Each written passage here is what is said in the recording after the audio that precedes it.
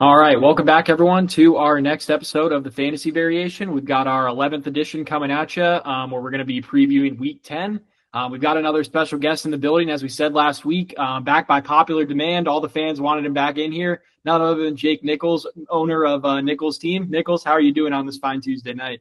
I'm doing great, doing great. How are you guys doing? I'm actually before you guys tell me how you're doing, I want to shout out Yosk. That was a hell of a podcast performance. You one upped me. Now I feel like I got to reel it in a little bit and be a little bit more professional because that was impressive. He's got some chops. So Oh good yeah, job, bro. didn't expect anything less from the kid. Colin, how are you doing tonight, man? I'm good, man. I'm good. I'm excited for me and Nichols to attack this trivia. Haven't been too good at it lately, so I'm hoping Nichols can help me out. Oh yeah, I think we got a good one, and I think you guys got a good chance to get a lot of these names. So I'm excited to see it too. There we go. All right, I guess we can just get right into it. We can talk about some of our matchups last week. Me and Nichols played last week, so we'll get a little more in depth on that one. But maybe Colin, you could take the lead and go over yours first. Yeah, definitely.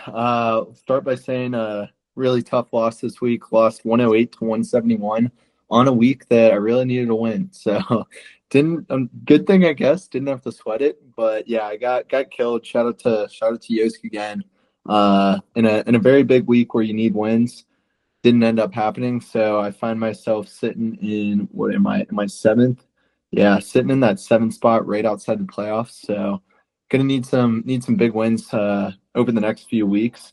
But just looking at my roster, guys that stunk it up, Marv, it's kind of seeming like he's either going to put up like 4 points every week, maybe less, or score 2 touchdowns. So really don't know what's going on with him. Jalen Waddle, put him in the lineup. Tua was back. 2 catches for -4 yards and a touchdown. At least he scored. I don't know. That was pathetic. I'm really thinking about putting in Hopkins. We talked about Hopkins. I didn't end up putting him in my lineup. Not that it mattered. But he went off for 28, and I want to get him in the lineup again. But he plays Denver this week, so Surtain's gonna be eyeing him down. So I don't know what to do there. Then we got Brees Hall, stinker again. Jaden Daniels, he looked good, and then Monty didn't score a touchdown, but he still got your 12 points. So what more can we ask? Tank Dell, 18 points. So overall, not too good. We're playing Salty Mango this week, otherwise known as Tanish. So gonna need a big win, but hopefully we bounce back. Yeah, I really just ran into a buzzsaw this week. Probably not much you can do when all of Zach's players score at least 11, including his defense. So really, Yep. everyone showed up. And the one thing I wanted to bring up that I was kind of chuckling about, did you see the Jalen Waddle play where he ended up with -4 yards? I don't know if I did. Was it at the end of the game? Was Yeah, that it was okay? like he had a normal like 2 for whatever stat line, and then at the end of Yeah. the game when they were trying to just like pitch the ball around, he's like sprinted backwards like 20 yards Yep. and got tackled. So that's where he lost all of his points. It was a pretty funny play, but yeah, pretty funny stat line looking at it at the end. What, 2 catches for -4 yards and a touchdown? Probably doesn't come around too often. Huh? Yeah, like what in the world? I also saw, speaking of that play, I saw Tua's passing total. It was like 240 and he had like 250 and then it took him down to 230. I'm like, that'd be brutal. Yeah, I did see that one too. That's a brutal beat right there for sure. Oh man. But yeah, other than that, yeah, we're looking to bounce back this week, so we'll see how it goes. Who'd you say you have this upcoming week? Tanish, I believe. Oh yeah, yep. Yeah, that'll probably be one you need to grab. He's got what, like 2 or 3 wins, so that's Yeah, probably gonna be one of the easier games left on the schedule.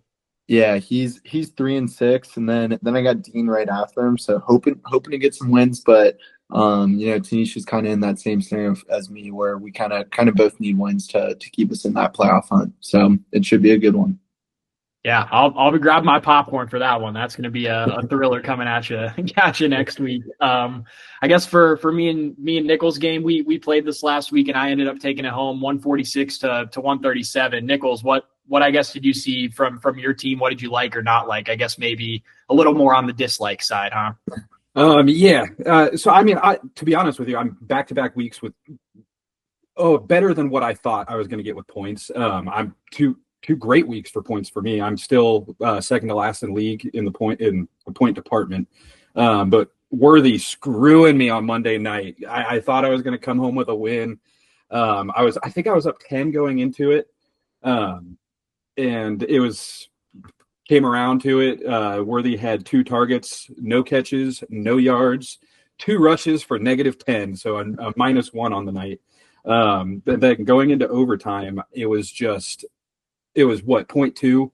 And all I needed was to, there was a lot of things I was cheering for at the end of that game, but it ended up going into overtime, and then the very first play of overtime, Tommy took the win. So other than that, I mean, I'm pretty happy with JSN and A-Chain, 69.1 points combined. Everybody else did like nothing special, but like everybody was getting close to their projections, if not going over them. It's just Worthy screwed me. And then you having Murray with 4.76, like that was early, I think, or either way, I was like, oh, I have a chance. So the chance just didn't happen. So how about you, Tommy?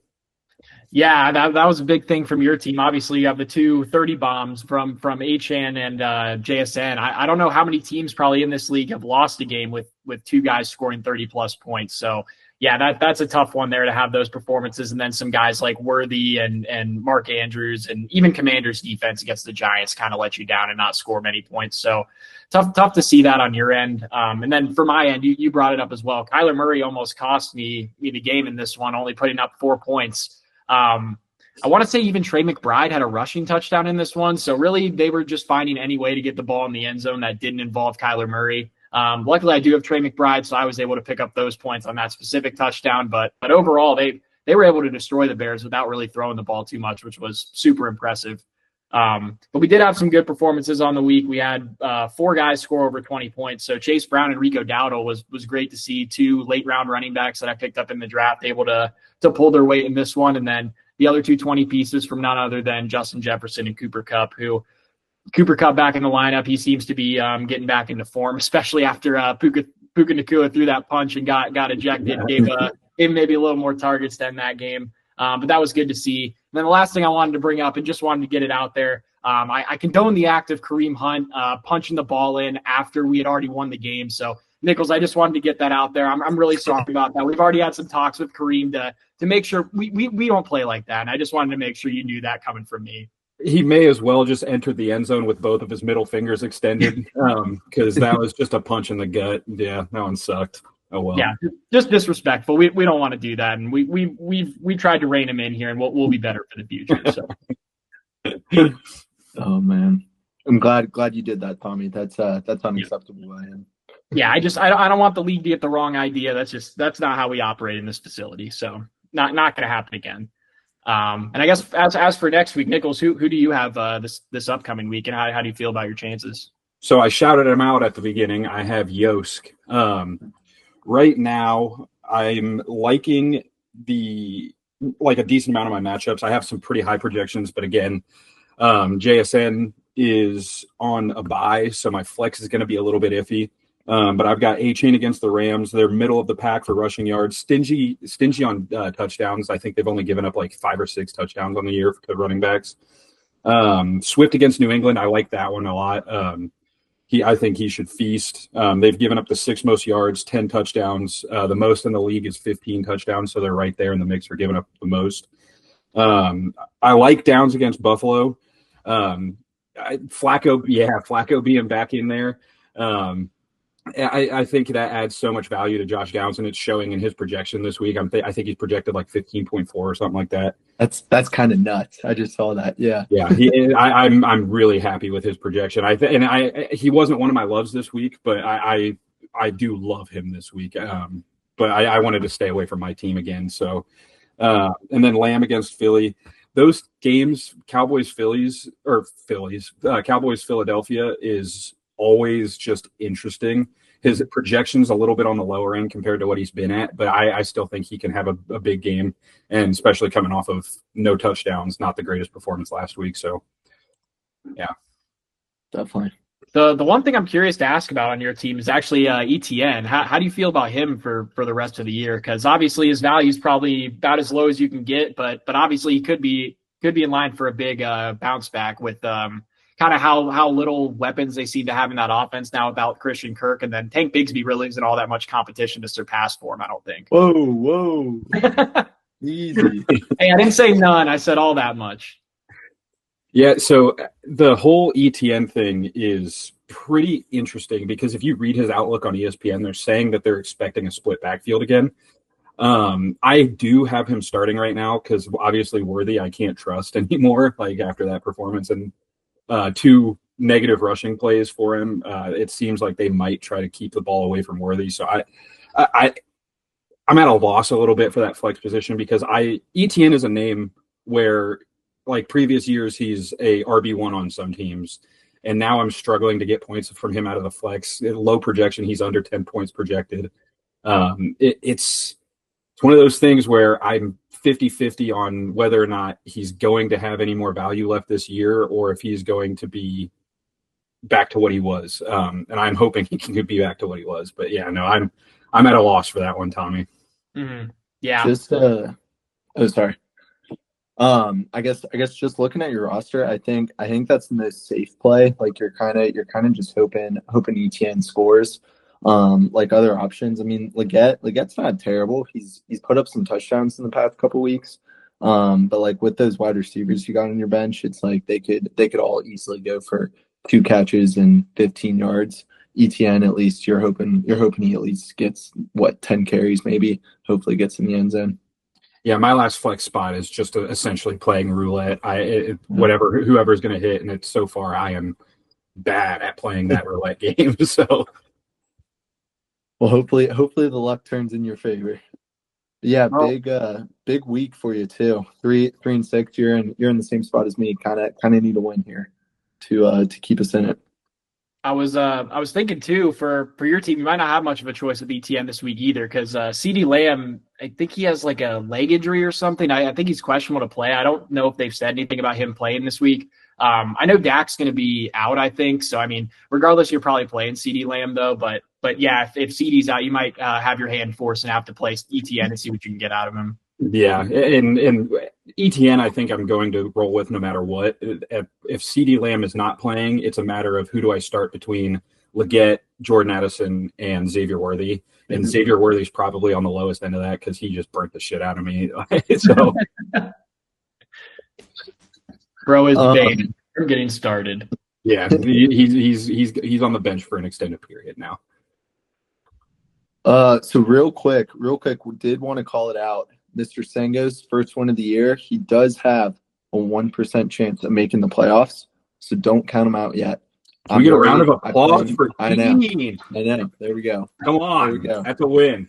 Don't count him out yet. I play him, I think I already mentioned, play him in 2 weeks. Definitely very nervous, especially if he pulls off a win this week. But then also another shout out, Mr. Ron, 9-0. Will he ever be beat? Only time will tell. How many weeks until I play him? That's how long he's there we go. Yeah, I do not play him. Tommy, it looks like you play him in 3 weeks. I was gonna say it should be coming up. I usually play him twice. I've got Barrett this upcoming week, but yeah, we got to stick to our one matchup 1 week at a time. Can't get ahead of ourselves. We got our full focus on Barrett this week with his little bit of a depleted RB room. So we'll see if we can get it done against him this week. There we go. Well, so looking around the league, yeah, like we mentioned, big week for everybody. We'll probably have some better standings next week. Maybe some teams will kind of solidify their position in the playoffs. But I guess with that being said, we can move to our love hates this week. Recap last week. Start us off with this week. Tommy, you wanna recap yours from last week? Yeah, I can go ahead and do that. Okay, yeah. So I guess pretty lame week for my love-hate list. Pretty much not a lot going on. Not a lot in the good direction or the bad direction. T. Higgins didn't play, so obviously no love or hate success on that one. And then my other two were David Montgomery and Josh Jacobs being loved. I didn't really realize it was going to be a torrential downpour the whole game. So maybe if I knew that, I wouldn't have picked them both as love since scoring opportunities were going to be down. But they both finished right about where they were ranked. So ended up still being a decent day out of both, though. It's not like you're going to bench them anyways if you got them. So can't be too mad. Definitely. Yeah. For me, I said I loved Bucky Irving at 34. He finished as 46. So really didn't get you anything there. Said I loved Terry McLaurin at 14. He finished as 12. So I mean, kind of finished above where he was projected. And then DeAndre Hopkins, loved him at 40. finishes the top 5 wide receiver. So that one was definitely a big win. If you got him in your lineup, you were definitely real happy about it. So Did you get him in your lineup by chance? I did not. I did not. Not like it mattered. Didn't have to worry about any of that. Oh man. And But no, I guess to shout out Zach's real quick too. He did have a good hit on his hate. He hated Tyreek Hill last week. I believe he was like 5 or 6, and he finished with 12 points as the wide receiver 31. So nice hit there. Bo Nix on the other end of things, maybe not a great hit there, but he still had a solid day. Zach said he loved him at quarterback 7, and he finished with 18.7 at quarterback 14. So can't be too mad at that day either if you started Bo Nix this week. definitely. Well, very good. Well, with that being said, Nichols, you wanna start us off on your love hates? Yep. And I'm going to start at the top of the list for quarterbacks with Lamar Jackson. I hate him this week. So, like, he's projected 23.9. He is on a tear this year. I won't deny that. But those AFC North matchups always are grudge matches. It's one of those things where I think both teams are going to be scrapping to get into the end zone. I don't think a whole lot of points are going to be scored in that game. And for that reason, I'm going to be out on Lamar Jackson at QB1 this week. Yeah, I guess it's never necessarily a bad thing to hate the number one guy. Obviously it's a high likelihood of him going down. But I mean, I do want to call out the first time they played. He kind of went off, and they did score a lot of points in that game. So that's something to worry about. I mean, obviously we know that Bengals D is nothing special. So maybe we'll hand it off to Derrick Henry, get him some points there. But yeah, we'll see. I just looked it up. He did finish with 33 when they played the Bengals first game, but maybe they got his number now.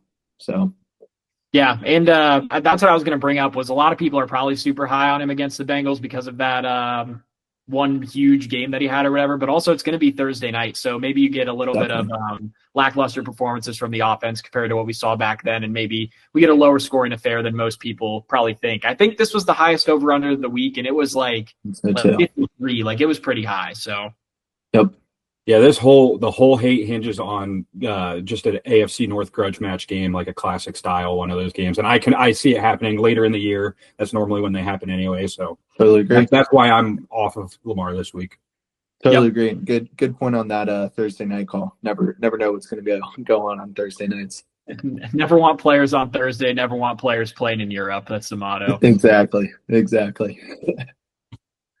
All right. Well, I can go ahead and do my first. Well, I guess I got 3 loves. I was going to say my first hate, but I guess I don't have one. So my first love of the week is going to be Tyrone Tracy against the Carolina Panthers. He's ranked as the RB20 this week. So as for the matchup, the Panthers have given up the most points to running backs on the year. So obviously a great matchup that you'd expect even the Giants to be winning for a good chunk of this game and get to run the ball. And then as for Tyrone Tracy himself, I think he's just a really good player. He's been fantastic since he's actually gotten a chance. And this is only his second year as a running back, I believe. He only played 1 year of it in college and now 1 year pro. So he's going to continue to keep getting better as the season goes on.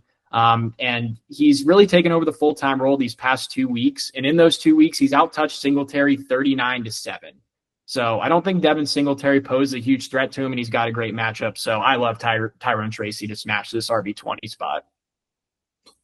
Yeah, I might just be some idiot with a mic, but I do really think when you watch those two play on the same field together, Tyrone Tracy is a head and shoulders better athlete than Devin Singletary. Oh yeah, he's so naturally gifted at the running back position. He finds holes. He's patient. You know who I like. The comparison I kind of drew from him. He plays a lot like Le'Veon Bell. In my opinion, he waits for holes to get open. He sits behind blockers until they get their block security. I really like Tyrone Tracy, and I drafted him this year and dropped him, so that sucks for me. Oh no, those are always the worst. I feel like I'll always have like a few at the beginning of the year. Like I'll go back and like see who drafted him or where the guy went drafted. And I'm like, oh my god, I drafted him in the 12th round, and I dropped him. Oh man. No, that's a good pick, Tommy. I was looking to go see like their carries last game. Tracy 16, Singletary 7, and then I was looking at receiving. Singletary didn't even have a target, and Tracy had 1. Not like it really does anything, but like the pick against the Panthers for sure. That's a good one. Yeah, like I always say, to play receivers against the Lions, you play running backs against the Panthers. It's usually a good direction to go. And I forgot to say, my list is full of some redemption. So this first one for Tyrone Tracy, I was going to pick him last week, but he ended up being in concussion protocol, and he ended up playing and not doing so well. So here's my first pick of redemption on the week, and I got two more guys ready to make a name for themselves on this segment. There we go. There we go. Well, I'll start off with my first one. I'm loving Kareem Hunt at 24. Chiefs are 8-point favorites in this game. They play the Broncos. Broncos gave up. So if we're looking at our last few games for Broncos against guys that they played, gave up 106 rushing yards to Derrick Henry. It is Derrick Henry, but also 2 TDs. 56 against Chuba. In a game where the Panthers really weren't running the ball.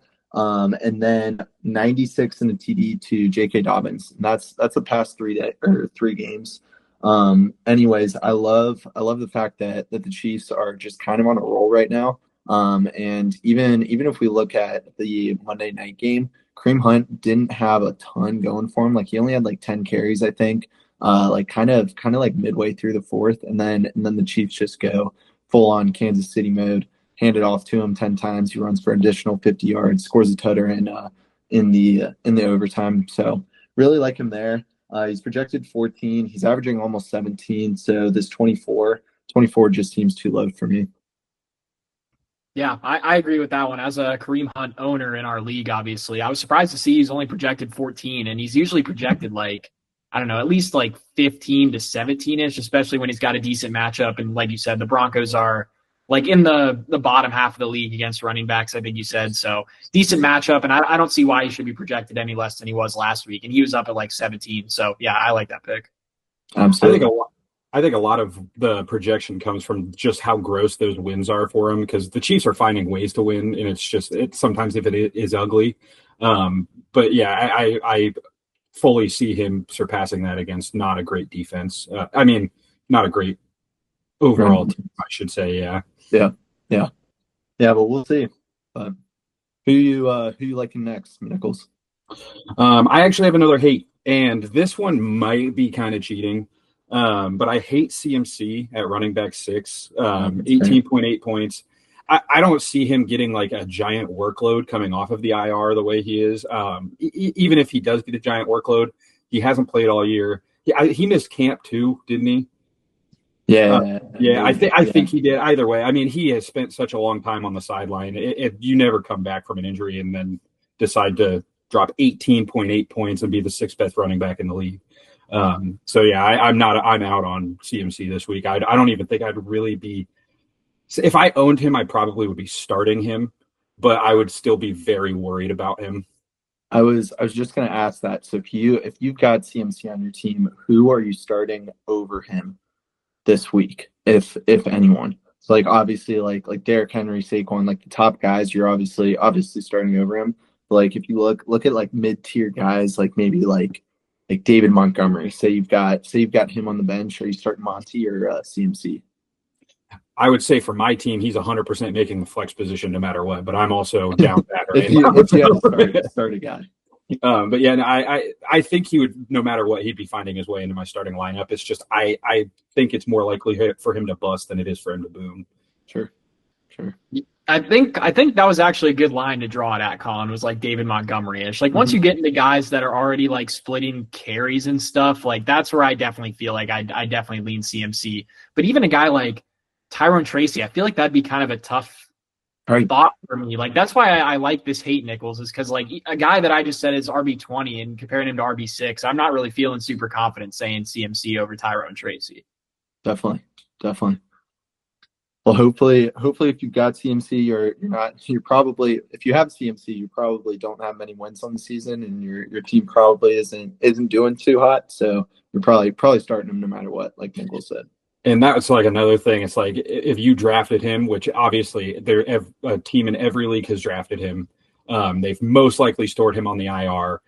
you probably are giddy to get him in your starting lineup Yeah. just because there's no way you didn't spend at least a first or a second round pick on him. So it's one of those things where it's tough because I think it is likely for him to bust, at least get less than his 18.8.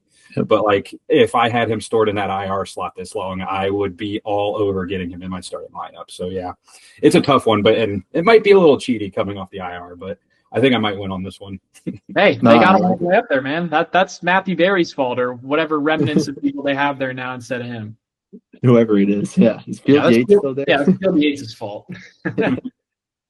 All right. Well, moving into my next pick, another love, like I said, so I'm trying to keep it on the more positive side of things today, is that I love Tank Dell. Some redemption for him on this segment after he scored 0 points when Colin loved him. I believe that was actually last time Nichols was on here when that pick was made.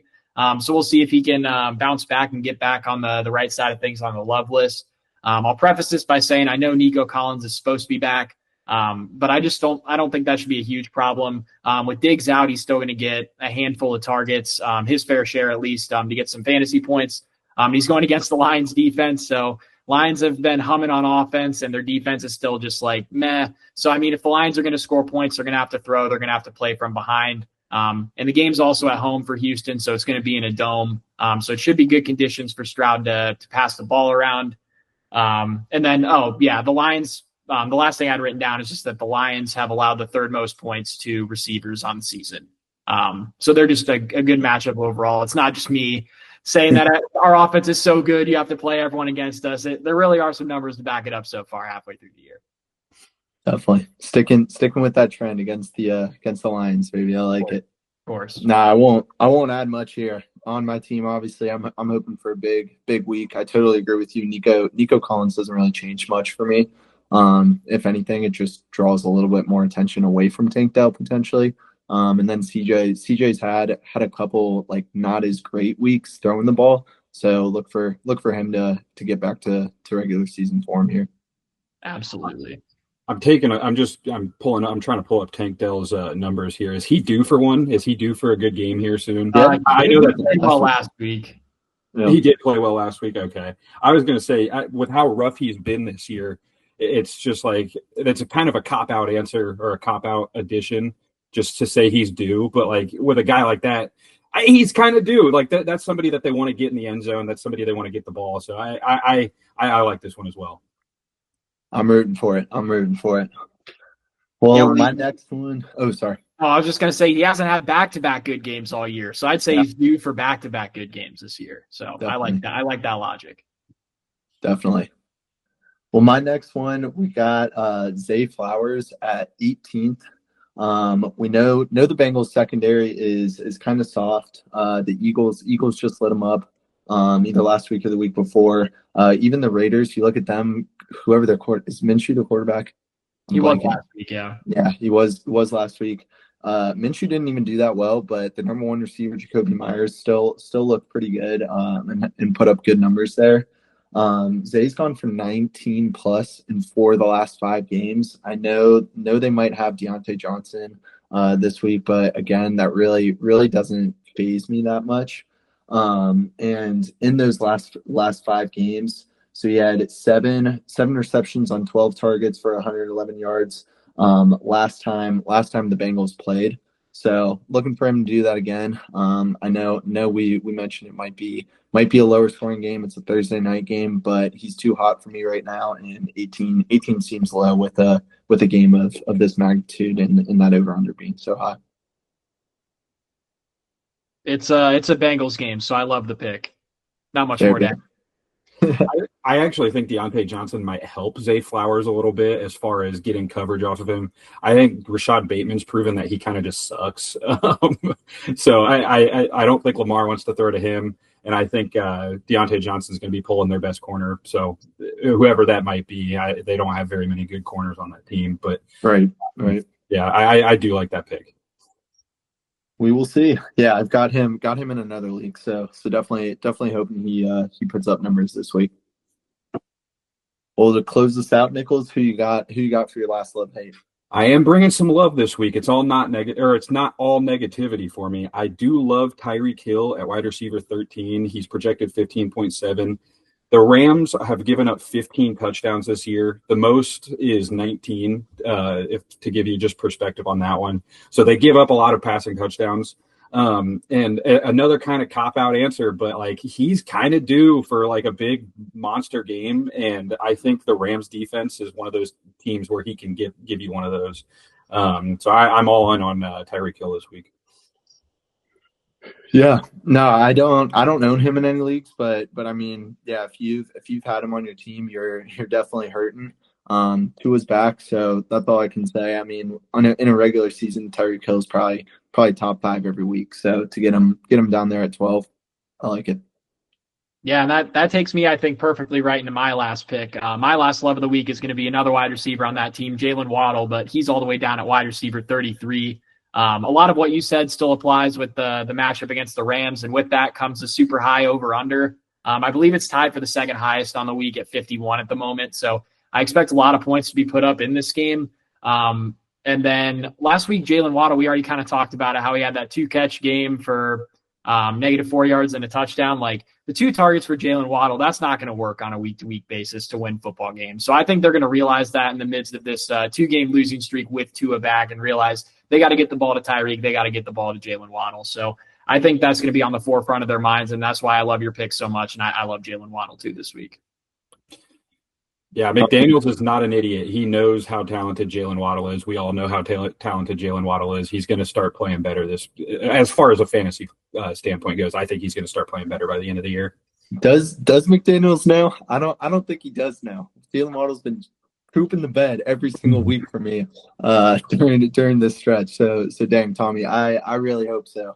He's going to be in my lineup this week. So I'm hoping for you again. I like two guys from oh man, what am I? Reese's Puffs. I almost called myself Kittle Corn. I'm hoping for it, man. All right, well I'll take us to our last pick. I'm taking Brian Thomas Jr. at 22. You look at the past 3 games for the Vikings. They've played the Colts, Rams, and Lions. You look at the best wide receivers, or arguably the best wide receivers, Josh Downs, Puka, and Amon-Ra all put up real good numbers against them. I'm not necessarily saying the Vikings should be winning this game the whole time. They're favored by 4 points. But I'm hoping they're winning this game. I don't see the Jags blowing them out. So if the Jags were to blow them out, obviously they're probably not throwing as much. So I like this game to stay close. And I'm hoping that Brian Thomas Jr. should be back to fully healthy. We've seen what he can do. Dude's pretty sweet, and we talked about it earlier. I mean, the Jags really don't have any weapons besides Tank Bigsby. So we'll see how this one goes. But yeah, 22 is just too low for a guy like this. Yeah, it'll go a little bit with my best bet pick later, but I love this pick because I definitely expect the Jaguars to be playing from behind. So obviously they're going to get to throw the ball a heck of a lot of times, and that means a lot of targets for Brian Thomas Jr., especially without having Christian Kirk still there. They're itching to have some pass catchers there, so I'm sure he's going to get plenty of targets if they're playing from behind. Definitely, yeah, and like Lawrence has been playing a little bit better. He's not great, but he's been throwing it out or getting it out a little bit better. So hoping he does well there. That was actually what I was going to say. I don't have anything else to add. Trevor Lawrence is playing slightly better. I wouldn't call it good, but it definitely better. I think you can get some points there. So very nice play. Well, hopefully we got a 9-0 on our love hates this week. I like the picks, boys. That sounded like 9-0 for sure. It did. All right. Well, I guess that takes us into trivia, which I have the question today for both of you. So last time, Colin's question was about kind of some older studs that we've had in the league. So I decided to do kind of the opposite and maybe look at some younger studs that we have in the league. The list that I have here is the top 11 players in PPR points during their rookie season since 2020. So whoever's scored most points as a rookie since 2020, and I have 11 of them. They're all non-quarterbacks. So I've excluded quarterbacks from it. And you'll see at the end why I wanted to make it 11 for who that player is, if that helps you at all. Interesting. All right. So 2020, I'm always bad with years, but like I know, like Jamar Chase went off his rookie year. Is he before or after that 2020? Jamar Chase is number 1 on the list. He was drafted in 2021. Awesome. Nichols, you want to Justin take Jefferson turns? probably. Yep, Justin Jefferson is on here at number 4. Justin Jefferson. What about Puka? Yep, Puka Nacua, number 3. Let's see here. I think the running back end of this is going to be harder. How many is that a question you're willing to tell me? How many running backs are on this list? Yeah, that's no problem. There's 1, 2, 3, 4, 5 running backs, and then 5 wide receivers and 1 tight end. And a tight end. I know that one. Can I say that one? Yeah, go ahead. Laporta Potty. Of course. Yeah. Sam Laporta at number 10. There we go. All right. You said 4 running backs? It was 5 running backs, 5 wide receivers at the beginning. Okay. Can we go? What about Jamar Chase's teammate T. Higgins? No, I think he just missed. I guess he's not in the top 21, but I'm pretty sure he just missed the list. This is probably a stretch, but Gibbs? Yes, Gibbs is number 9. All right. That draws a really fine line right there. Gibbs making that list is interesting. Yeah. When was Montgomery drafted? Is Montgomery on this list? It was like 2018, 2019. Okay. Was it really? I thought he was older than that. I mean, this is only his 6th year, I want to say. Okay. So I don't think he's that old. Bijan? Yep, Bijan Robinson is here, number, what is that, 7. Okay. What about Tank Dell? No Tank Dell on this list. Tank Dell. How about Nico Collins? No, I think he came on maybe a little too late to be on here. Yeah, it looks like, neither of them were top 21, it looks like. Jalen Waddle? Yep, Jalen Waddle, number 8. Good pull. Where do we stand right now? How many are we missing? So you're missing number 2, number 5, number 6, and number 11. And 3 of them are running backs, 1's a receiver. I think one of the running backs, though, will be very tough to get. I mean, no way McCaffrey was drafted 2020 after. Who are young running backs? Oh, ETN? No, no, he missed his rookie year, actually. I think that's why he's not on here. Okay. Dang, good guess. Let's see here. There was another running back from that 2021 class on here, though. Who'd you just guess? From whose class? ETN. Okay.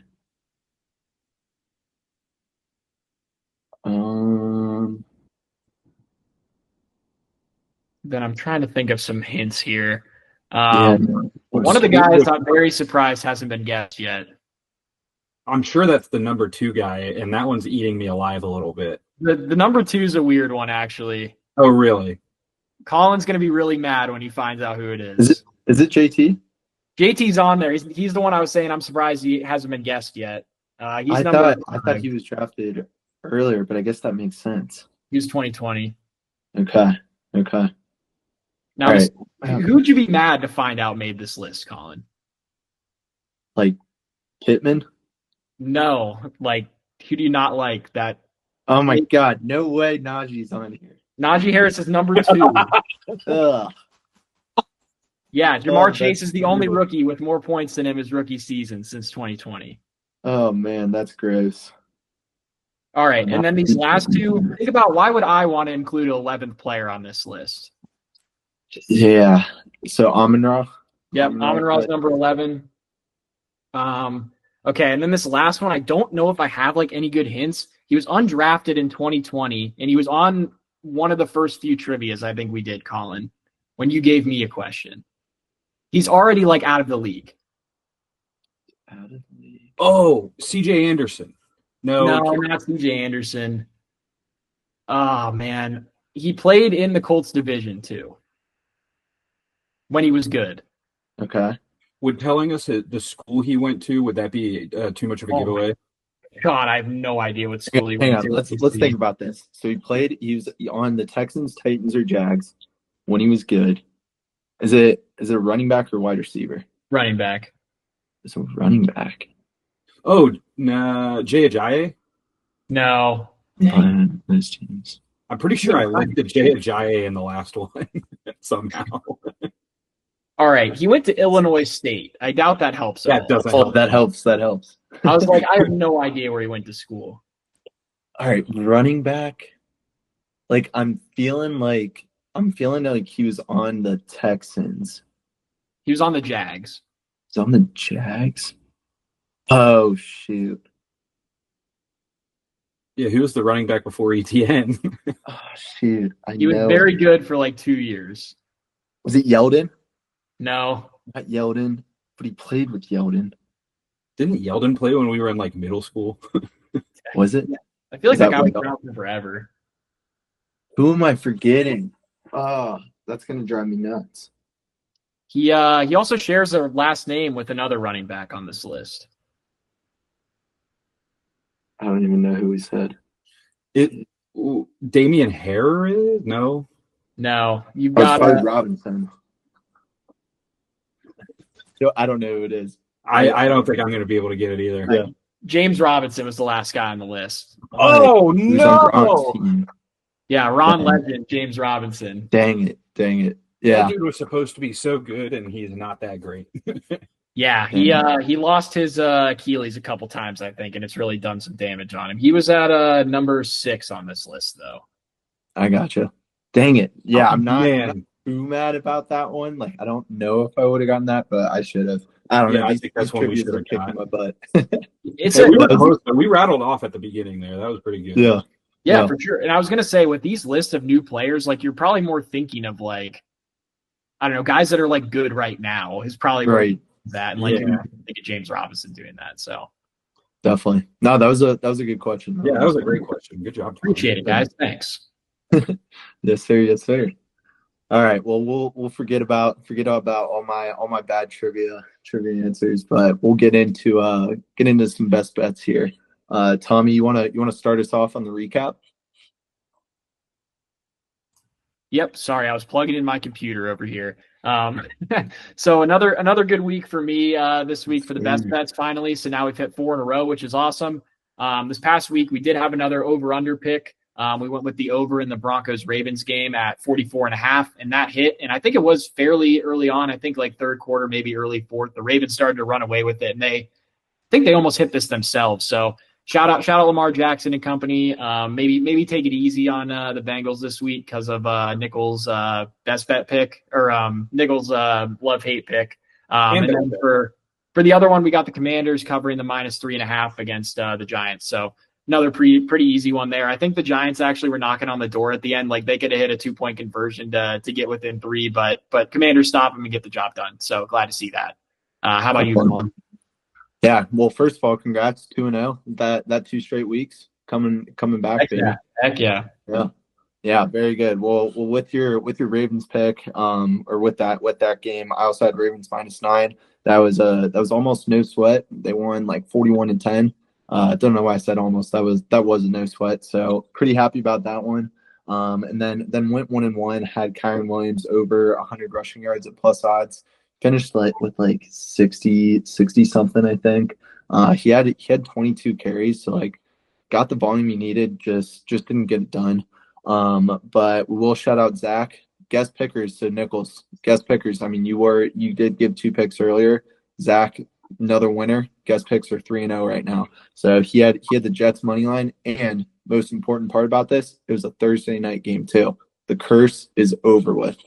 Ooh. Shout out Yost there. Well, we have 2 more Thursday picks because I'm going Cincinnati, Baltimore under 52.5. Like I said earlier, I think this is going to be a grudge match, AFC North matchup. They tend to get ugly, getting later in the year. Could be cold, could be rainy, who knows? Actually, I should probably just look at the forecast, but I didn't. But Really? Yeah, no, I'm hinging on this game being a grudge match because I truly expect it to be, even though Vegas seems to be against me. I don't know if you guys necessarily agree either. It's just AFC North, man. Yep.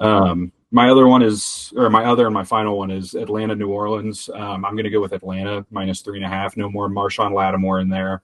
I think the Atlanta offense is going to be able to sling it around a little bit, score some points. I think the -3.5 will be shattered. To be honest with you, the Saints kind of stink. So, yeah, I don't know how those divisional matchups go.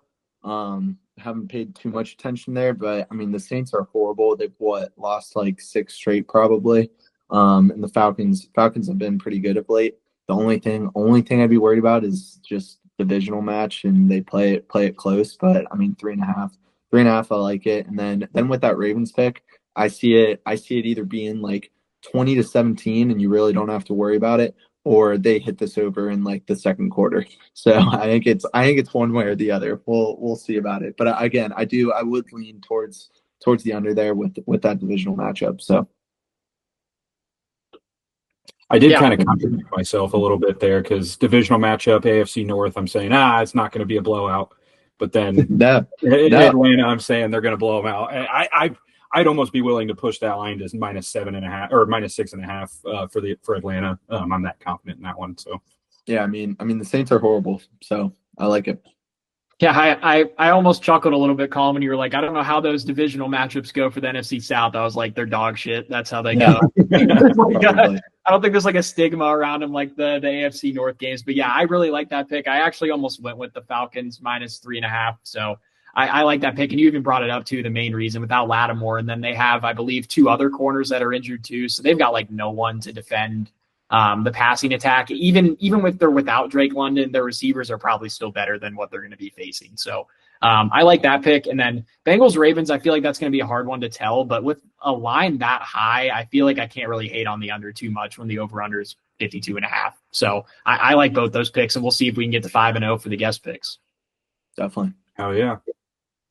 All right, Colin, you want to take away yours? Yeah, sure. So I only got one pick this week. We're changing it up a little bit, going to a format that I have not done yet. But we got 3 money lines. First one, Chiefs playing against the Broncos. You could argue, yeah, maybe the Chiefs are due for a letdown game. They're 8 now. Sure, not against Bo Nix. He ain't getting it done. Chiefs money line. They're like -8. Love that there. Next, we got the Bears. They're playing the Patriots. Patriots suck. As easy as that. They're terrible. Bears coming off a bad loss against Arizona. I expect them to kind of pick it up. I've talked about Caleb Williams a little bit in past broadcasts, but I expect him to bounce back here, get the job done against arguably the worst team in the league. And then speaking about arguably the worst teams in the league, I got Chargers money line against the Titans. Another one, Chargers. They're 7.5-point favorites. Been playing well, actually. I think they're maybe 6-3, maybe 5-4. Probably a little bit better than you'd expect. But overall, I mean, got to tip the cap. I think Harbaugh's a good coach, in the NFL at least. And yeah, I'm fading the Titans here. Chargers are going to get it done there. We got, I think it was +110 odds. Am I super confident taking 3 teams at +110 odds? No. But are they going to get it done? Yeah. We're making it a 1.5 unit play. Here we go. Let's go. Yeah, I do really like the Chiefs and the Chargers. I can't lie. I am a little bit nervous about the Bears. And I think it's just because I've seen their offense underperform so many times. I feel like it's hard to trust them. But like you said, they've got a great matchup here. We'll see if they can hold off Drake May and company, or if maybe the Patriots will get the upset in. I'm sure they're 6.5-point dogs or something. Yeah, something around there. Yeah. Am I nervous about the Bears? Sure, but they're going to get it done. Patriots, even if it's like a 12-10 win, maybe something super gross, but they'll pull it out. Dude, that might be high scoring for that game, honestly. Yeah, it might. All right, and I guess I'll bring us home here with my 2 picks of the week. No over-unders this week, so might be screwing myself a little bit here, but we'll see what we can do here. I'm sure Jake's going to like my first pick because it kind of has to go along with this AFC North battle on Thursday night being a close game. The Bengals were, I think, 6-point dogs last time I looked, but I took them +4.5 against Baltimore. Usually I'd go with like 3.5 or so, usually if I'm going to move the line a little bit, but I don't really hate just getting that extra point in case like maybe the Bengals are up by 3, the Ravens score or whatever, to go up by 4 or something like that. So maybe we can avoid that scenario. But I really do like with what Jake was saying, this to be a close game. Last time they played, we saw it be a highly contested game, and both teams really need a win in this highly contested division, especially Cincinnati. So I think they're going to come out here and really, really look like they want to get a win this week in Baltimore.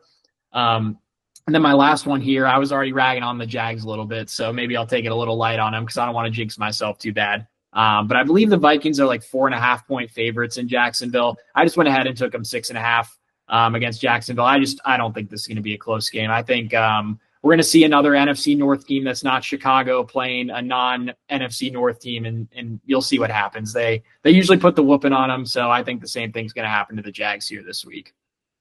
Did you get plus odds at both those, I'm assuming? Oh, yeah, I didn't say them. Yeah, Bengals was plus 110 and Vikings was plus 124. I gotcha. I'm not gonna lie, I really like that Bengals line. I don't think me personally like I'd ever move a line that way. But I totally agree with you. I mean, this is probably going to be what, like Nichols said, a close in the trenches game. I think one of us maybe mentioned like 20-17, staying within a field goal game. So I love that pick. Yep. I also absolutely love your the Vikings pick there. But moving it to -6.5, I think there's no reason not to. I honestly would consider putting them in like a Hail Mary parlay at -10 or -9.5. I agree with you. I don't think it's going to be close. I think the Vikings are going to be up the entire game, and I think they're just going to pour it on them. I will say the Vikings are on a Colts hangover. They exerted every single weapon they had, gave it their all to beat the Colts on Sunday night. So they could be a little hungover from that game. That's my only worry. Now I've heard of the Lions hangover. I can't say I'm familiar with the Colts hangover, so I'll have to look into that. I think after we finish recording here. I thought the Colts was a rest week. Whoa, easy. Not with Flacco at the helm. Yeah, now that Flacco's driving the ship there, they're a real team now. Yeah. Anthony Richardson. Hey, I have a question for you. Are you willing to accept that Anthony Richardson is a bust, or what do you think he is? No, not at all, actually. I mean, this guy is still by far the youngest guy in the league. He's played like 8 or 10 games. Give him a chance. They're not going to bench him the entire time. I saw some teams reached out for him at the trade deadline. Colts are like, no, he's off limits. I don't know exactly what they're doing here. I don't hate Flacco because, I mean, he is better and he makes our team better. But for us to win 9 or 10 games, maybe make the playoffs, maybe win one game and then get a middle of the round draft pick. I think you gotta just ride him, even though he sucks. I mean, there's quarterbacks that are gonna be drafted in this next class that are literally older than him. This guy is still super young.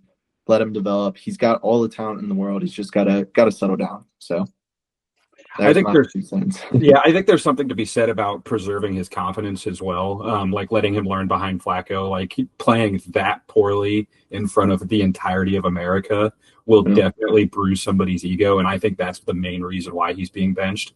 I was giving you a hard time at Football Sunday saying that he was a bust. I don't actually think he's a bust. I like you said, he's got the sky is the limit for him. He's got so much potential. It's just they got to harness it. And I think out of everybody in the league, Flacco is one of the better guys to learn from for him as far as just being an NFL quarterback. He's been there, done it. So, yeah, interesting. Yeah, I heard Peyton was going to come in and talk to him. So maybe a guest star from Andrew Luck too. So we'll see how it goes. But I guess that wraps it up. You guys got any closing comments before we sign off? Go Dodgers, baby! Brought home the win. Thanks for having me again, guys. I appreciate it. Two times. Get back on here, Zach. I think I might have one up to you again. So there we go. No, but as always, thanks for Nichols coming on.